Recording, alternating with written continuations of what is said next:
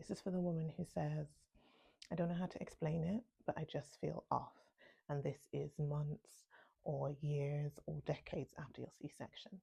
On the outside, you look absolutely fine to other people, like they wouldn't be able to tell. But for you on the inside, it feels like you're crumbling. You're replaying your birth story and you just don't feel happy. Nothing is wrong with you. The body doesn't heal on timelines that society or your mind say. It heals based on how it feels, on sensation. So, after a C-section, you will hear people, like medical staff, doctors, consultants, etc., say, after 6 weeks, everything should be better. And I absolutely hate that timeline of 6 weeks, because it is not that way for every mom, especially if you have had a difficult, challenging, or traumatic C-section. At 6 weeks, you're nowhere near anything that resembles okay. And it actually takes up to a year for you to actually heal on the inside, for all of those tissues to knit themselves back together. So let's remember what you've been through. They have cut through 7 layers of your body, through your skin, through your fascia, through your muscle, through your uterus, opened you up. Sometimes they do have to move organs around, so that they can reach baby. Sometimes they actually even take an organ out and put it on the outside of your body so that they have more grip to get baby. And then they put that organ back in and you have stitches on the inside of you as well as on the outside of you. So that alone, just that surgery alone, is major. And takes a lot longer than 6 weeks to heal.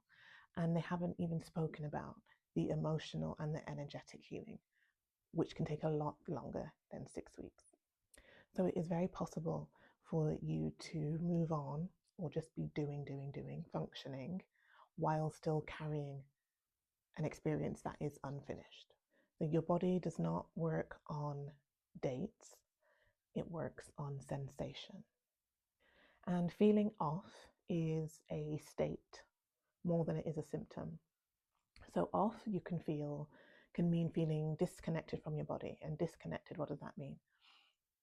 Feeling like your body isn't yours. Or maybe you ignore your lower half. So from your belly button down, you just kind of ignore that part of your body. You don't look, you don't touch, you don't really pay any attention to that part of your body.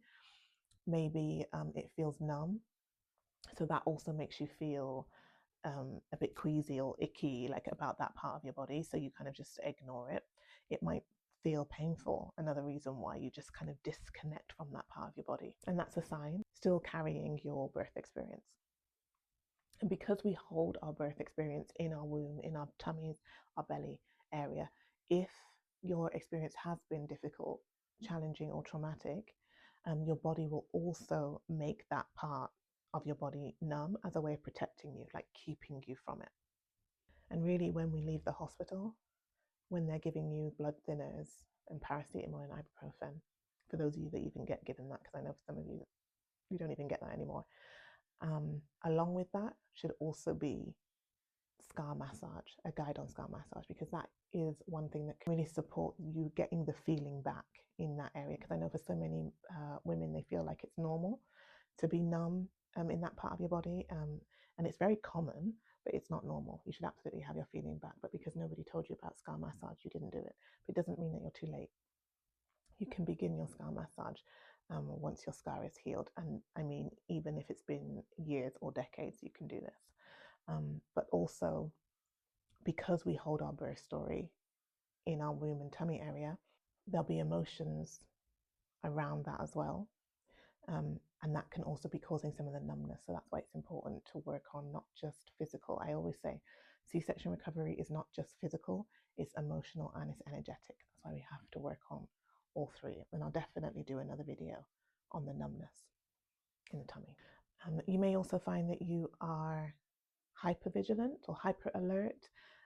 It might be a case of you feel like only you can look after your child, or only you can look after your baby, like nobody else can do it. You don't trust anyone else. You don't really accept any help. So it has to be you. Or you could be the other end, which is just completely distant, not really bothered, don't feel like you have any connection.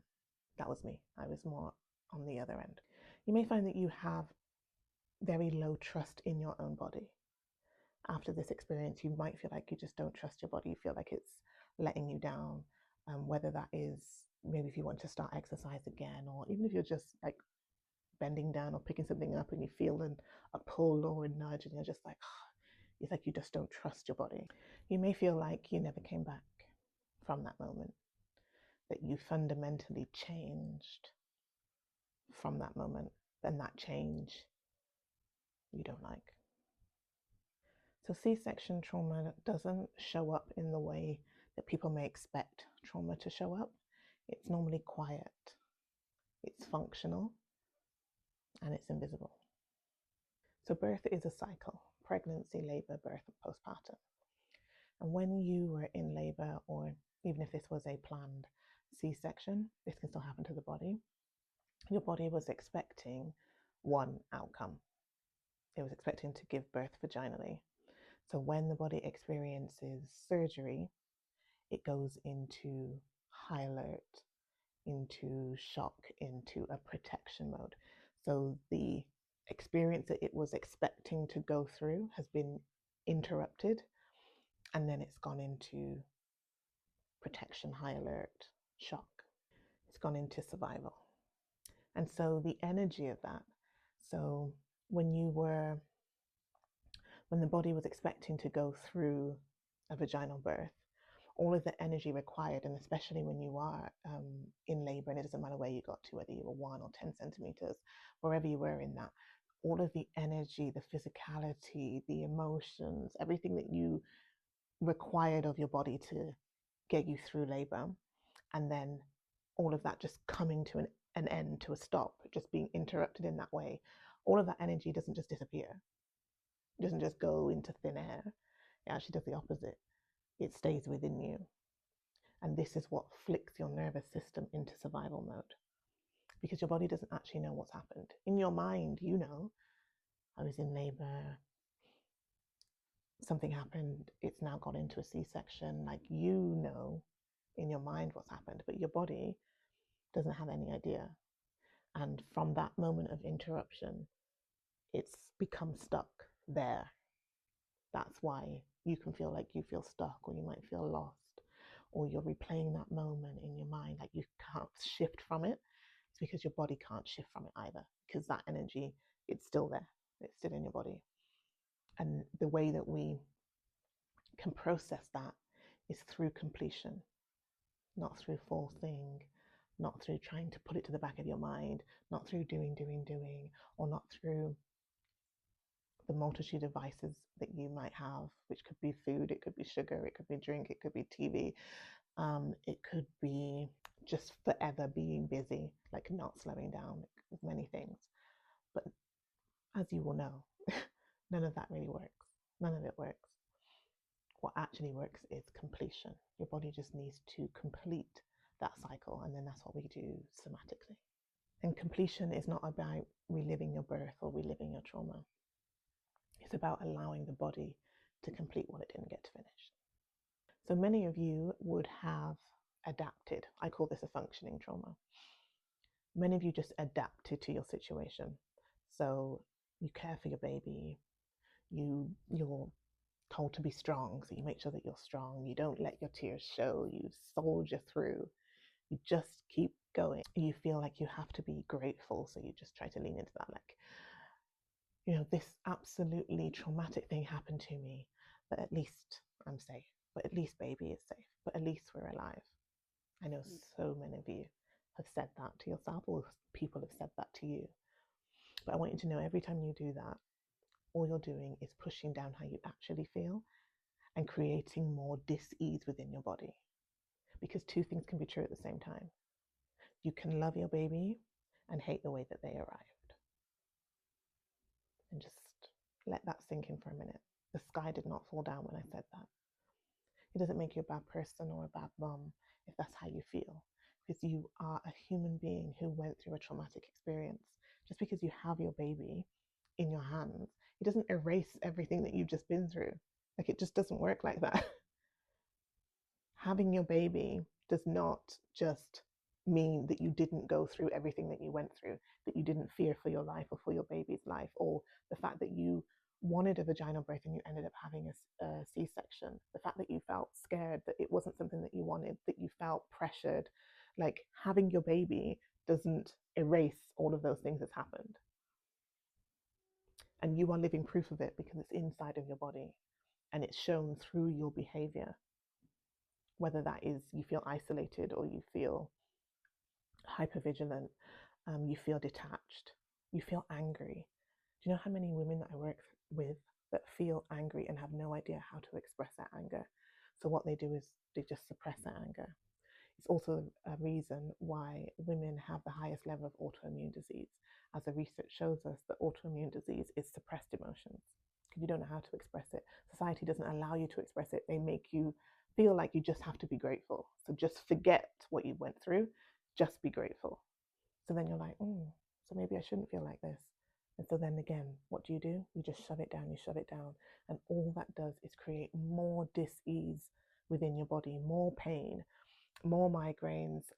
I work with women that have shoulder pains, headaches, backaches, joint pain, like because your experience has to express itself some way.